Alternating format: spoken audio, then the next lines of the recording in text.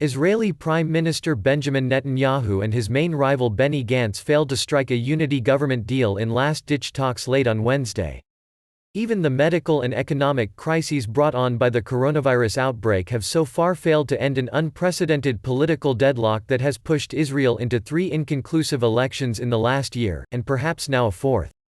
Gantz and Netanyahu had been negotiating a power-sharing deal that would have kept the right-wing premier in office for another 18 months, Israeli media reported.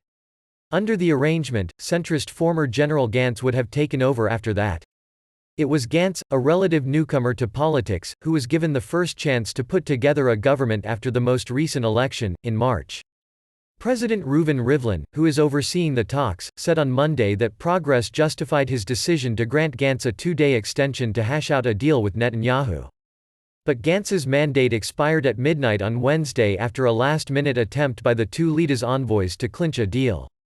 Failure complicates plans for economic recovery once the coronavirus outbreak is brought under control, and the country's stringent lockdown is eased.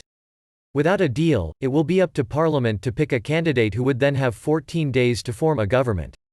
Failure to do so would automatically trigger a snap election. Gantz had previously said he would not serve in a government led by Netanyahu, who is facing indictment on corruption charges but denies any wrongdoing. The trial is due to begin next month. But the enormity of the coronavirus crisis prompted Gantz to break his campaign promise and to consider a deal, a move that angered many of his anti-Netanyahu supporters.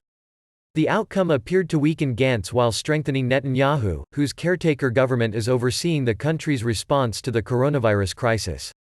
A Monday poll from Israel's Channel 12 News said that if an election were held now, Netanyahu's Likud party would see a 4-seat boost to 40 in the 120-member Knesset, while Gantz's weakened Blue and White party would win only 19. The poll also found that some 64% of citizens were satisfied with Netanyahu's handling of the pandemic.